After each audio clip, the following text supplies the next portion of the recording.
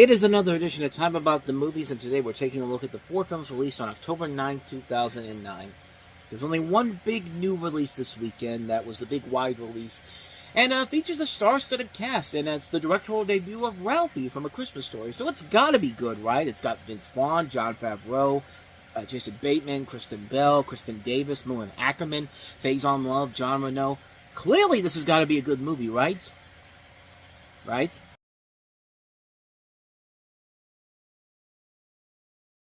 Oh, don't act like you still don't want to be there. You co-wrote the script with Jon Favreau. This is your problem that you created because you wrote the script for this, Vince.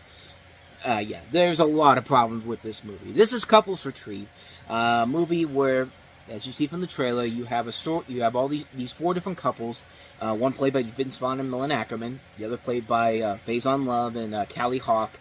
The other played by Jon Favreau and Kristen Davis. And Jason Bateman and Kristen Bell are on the cusp of getting a divorce. So they decide to go to this retreat and invite all their friends, not letting them know that this is actually a retreat is a couples retreat where you go to these therapy sessions and you're supposed to do these things to improve your marriage or your relationship and all. And yeah, it's just one of those things where it's just like, these people have the most selfish, dickish friends possible, because you don't tell them that you're going to take them to this place to go have fun. No, you got to stay there and go on this retreat, this couples retreat thing, which it'd be fine if the movie they were giving us was actually really good, but it really is not. I mean, yeah, this thing was a massive hit, but then again, there was literally nothing else opening wide that weekend, and you got a film with Vince Vaughn in the forefront where he was still a reliable box office draw, so yeah, of course people are going to go see this movie. But the biggest problem with this movie is simply that, what I just told you before. This all is happening because one couple wants to get a divorce, and so the basic idea is, hey, if we got to suffer through this, we're going to bring all of our friends with us to suffer along with us. And you get the feeling that this was originally supposed to be an R-rated movie, but they cut it down to a PG-13 so they could get the families in here, because clearly we want to see bickering couples and, gross and jokes involving, Faison Love taking off his clothes and wearing no underwear whatsoever. Like, I mean, there could be potential there for a good movie, but it just doesn't show up here, man. And this is a movie where everybody in here, it's not the cast's fault. I mean, the cast is doing the best job that they can overall, and it's just that there's nothing funny there to work with. I mean, it's one of those movies where if Adam Sandler was at the forefront of this, you would have heard a million people criticizing and bitching and moaning about the fact that, oh, well, Adam Sandler only did this movie so they could take his buddies on a vacation, which, yeah, use the same complaints against Vince Vaughn in this case, because that's literally what this movie feels like. It's just like, hey, we're going to go on this vacation, but we need to write a film along here so we can consider that part of the reason why we should let the studio give us all this money. And again, it's not the actors' fault. The actors are trying their best to make something happen here, but they're just not being handed good material.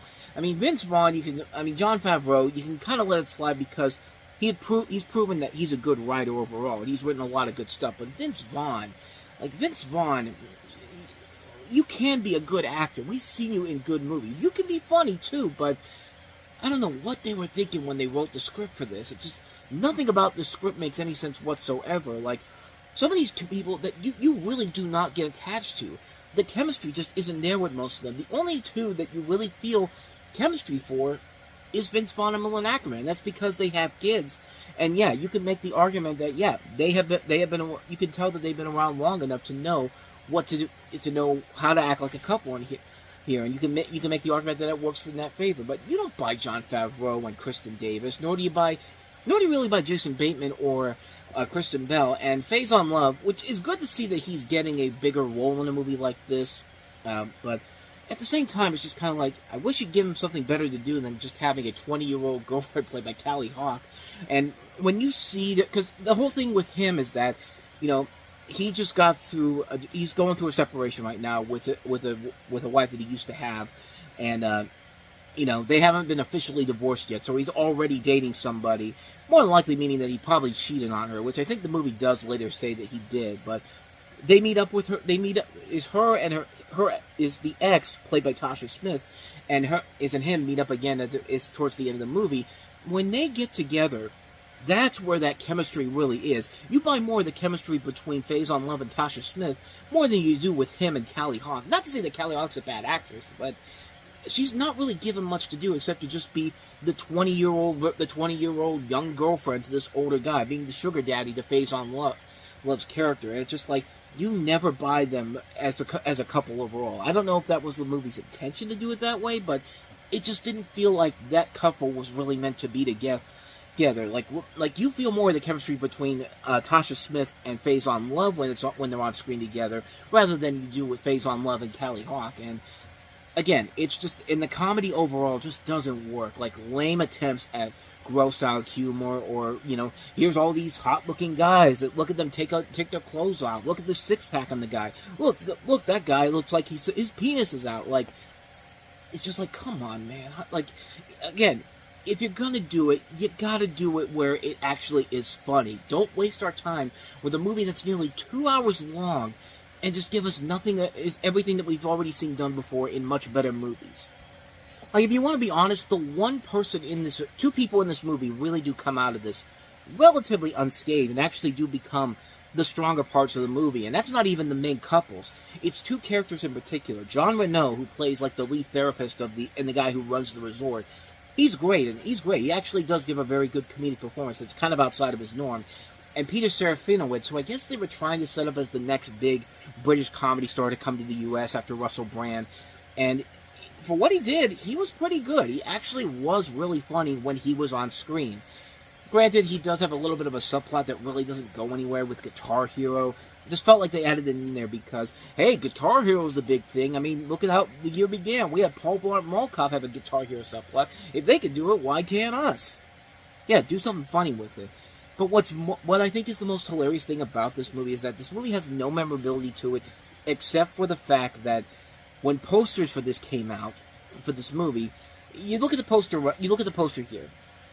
You see all the couples there, and you notice the black couple, Faison Love and Callie Hawk, are in the background, or in the far back. But then there were posters where they actually removed the two from the international posters of the film, showing only six people rather than the 8 cast members used for the U.S. promotional material. Now, this is not a new thing. This has been happening before, specifically with the Ghostbusters. Like, you know, anytime you see Ghostbusters, you usually just see Dan Aykroyd, Harold Ramis, and Bill Murray. Very rarely do you see Ernie Hudson on any of the posters for the original Ghostbusters. But then on Ghostbusters 2, they added him on there because he's part of the original group. That continued all the way to the DVDs and the Blu-rays, but in this case, so it's not really that much of a big deal overall. It's something that you can honestly say that, yeah, that's something that you want to bring up in general, but it's not something that it's going to be so long lasting that you have to do everything you can to basically just keep letting it go out there. But I'm bringing this up because this thing came out in 2009.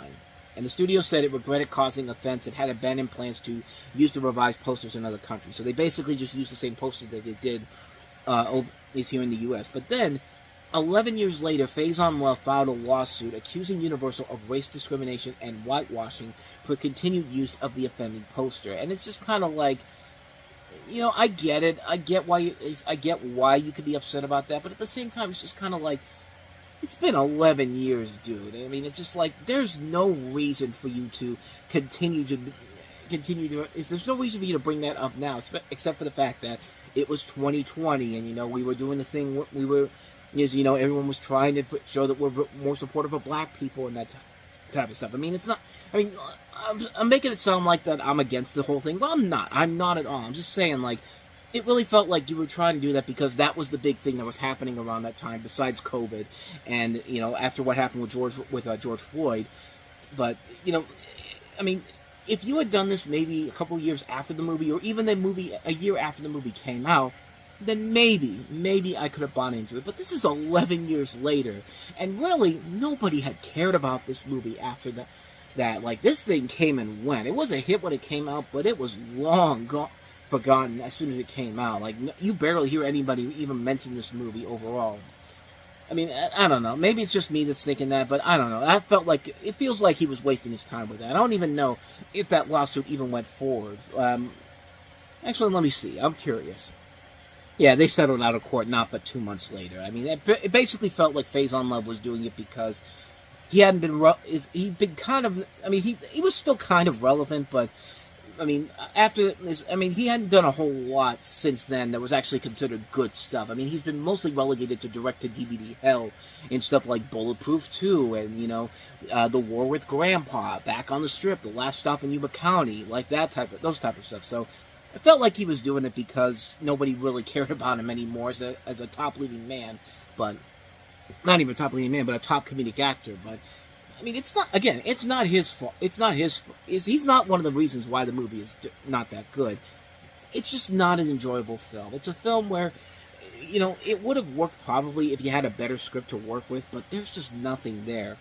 And I would have liked to see more Peter Billingsley as a director. He hasn't really directed anything of noteworthiness since then. I think the last thing he directed was Term Life, which was an action drama which starred Vince Vaughn and having this terrible wig. Holy crap. I mean, this is like Bruce Willis's Surrogate's bad. Take a look for yourself. I mean, Jesus Christ.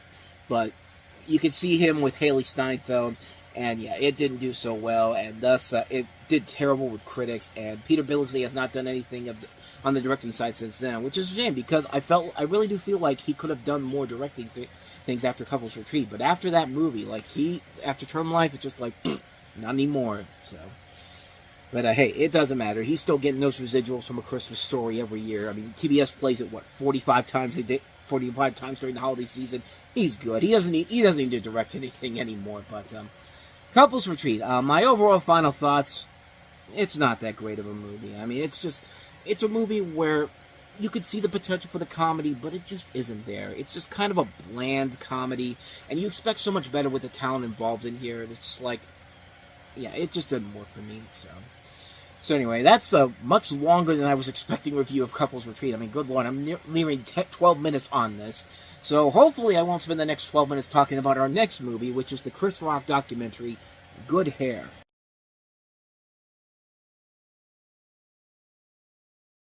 Because when I think of somebody who should be asking black women about their hair, I go to the person who is notoriously known now for the lousy G.I. Jane joke at the Oscars that got him slapped by Will Smith. I mean, hey, keep his wife's name out of your effing mouth, Chris. But I still have my thoughts on that one. But that's not what we're here to talk about. We're here to talk about Good Hair, which, yeah, talk about a weird movie for Chris Rock to be involved in. Because, like I said, if there's one person that I want to hear talk to African American women about how they use their hair, it's Chris Rock. Am I right? Maybe, I don't know. But the film centers on the issue of how African American women have perceived their hair and historically styled it. The film explores the modern-day styling industry for black women, images of what is considered acceptable and desirable for African American women's hair in the United States, and their relation to African American culture. And you also have appearances and interviews from people like Ice-T, Nia Long, Paul Mooney, T-Pain, Raven-Symoné, Maya Angelou, Tracy Thoms, Lauren London, Megan Good, Salt and Pepper, Kerry Washington, Eve, the Reverend Al Sharpton. So they have there is a lot of people in this movie, and there is kind of something there to it that I really was not expecting from it. I mean, I really went into this kind of blind. I didn't think I was going to get anything out of it per se, but it is a lot better than I think most people would give it credit for. I mean, it's a movie where, I mean, even if you're not into this topic overall, you still get a good sense of what Chris Rock was trying to do. And, like, it's kind of interesting to see him do something a little bit unique and different outside of his norm overall. And he does make it work. He can be a really good interviewer, and it really does work in here as a whole. I thought it was very well done. I thought they did a pretty good job of handling this topic at hand. And yeah, it's a very intriguing film. It's a film that I was not expecting a whole lot from. It just kind of was something where it's just like, yeah, you look at it just like, why would I want to hear Chris Rock talk about women's hair, black women's hair nonetheless, but they somehow make it work. It's a very captivating film that does overall really work overall as a film that really just kind of leaves you by surprise and how good it actually is. I mean, yeah, it's actually a much better film than I think people give it credit for. I mean, it's a film that kind of came and went, didn't really leave much of a lasting impact as a whole. But, you know, it was something that, honestly, I checked it out after I saw that the Hair Love short that is in front of Angry Birds 2. What was was that what it's called? It was the one that won the Oscar that year for Best Animated Short. I think it was called Hair Love. Yeah, it was called Hair Love. It was the thing done by Matthew Cherry and Bruce Smith, and that won the Oscar for Best Animated Short that year. And it was a really good short. I really went like that. I really liked that short a lot, and it did make me want to go see that movie Good Hair afterwards to see. I don't know. My interest was kind of piqued on that, and that's what this movie kind of does to you. That's what the short kind of did for me, and it's just like, yeah, this actually is very much worth it. I mean, this is a really good documentary for somebody that is not really interested in this type of stuff, but you watch something like Hair Love, and you get kind of invested into it. There is something there that I really wasn't expecting to get from that. So yeah, it's definitely worth checking out. That's Good Hair. So let's go ahead and get to the next movie we have here. Carey Mulligan leading an all-star cast in An Education.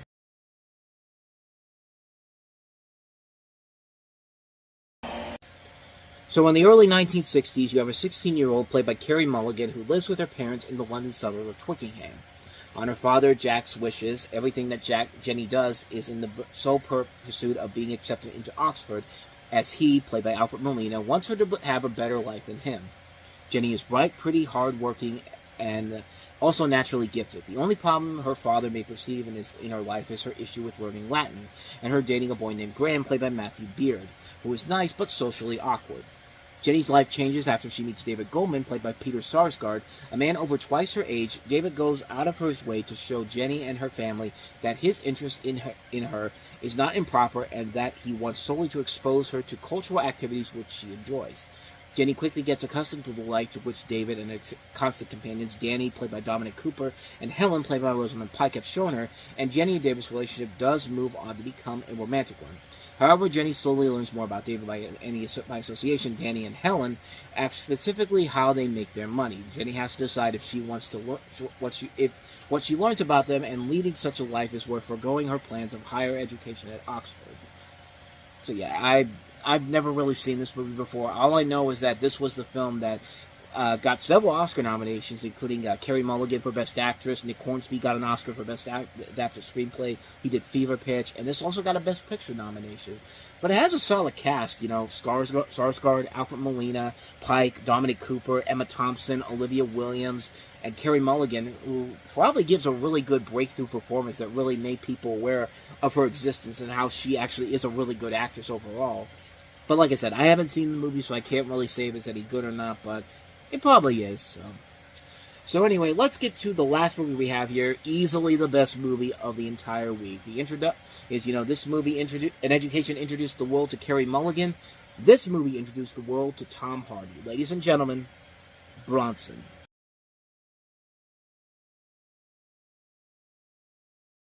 Bronson is a fucking amazing movie, man. Tom Hardy stars as Michael Peterson, known from 1987 as Charles Bronson. The film follows the life of this prisoner, considered Britain's most violent criminal, who has been responsible for a dozen or so cases of hostage-taking while incarcerated. And this comes to us from Nicholas Winding Refn, who would later follow this up with Valhalla Rising, but Drive would become the more notable movie that he made, even though he had done movies before this, the Pusher Trilogy, Fear X, and Bleeder. This was the film that introduced everybody not just to him, but to Tom Hardy. And Tom Hardy steals the show in this movie. He is absolutely incredible. Not just as an actor in here, not just as a character, but as a badass. I mean, he beats the crap out of all these people, and it just works. It just is so well done. The action sequences are incredible. You do really feel for the character as a whole. Yeah, he's a violent sociopath, but you do feel for this guy in this situation. And quite honestly, this has the greatest F-bomb you will ever hear in your life. I mean, this is what you're about to see right here is without a doubt one of, if not the greatest F-bomb in movie history.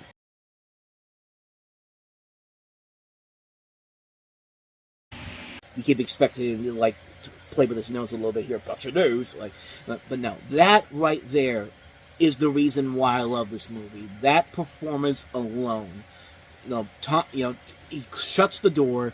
You don't know what the hell is going to happen, and then all he does is just scream at the top of his lungs, "Shut your effing mouth! Shut the up, you!" Obviously, I'm censoring myself here, but I mean, I already said the F word already, but you get the idea. Like, that is the reason why this movie works because of that performance. I mean, Tom Hardy, I mean, he'll later show that he could be really charismatic too with stuff like Inception and other movies later on down the road, but this is a movie that showed that he's a fucking badass, man. I mean, this guy is awesome. The movie is awesome.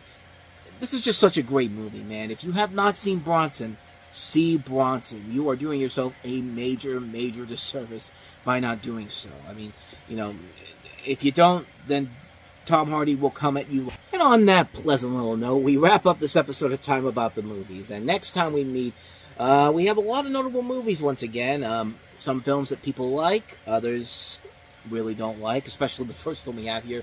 Spike Jonze's highly polarizing adaptation of Maurice Sendex's Where the Wild Things Are. Some people really love it, some people really hate it. Which end of the spectrum am I on that? Well, you're going to have to tune in tomorrow to find out. But you're also going to hear me talk about Jamie Foxx and Gerard Butler starring in Law Abiding Citizen. And we also have the remake of The Stepfather, this time starring Dylan Walsh from Nip Tuck.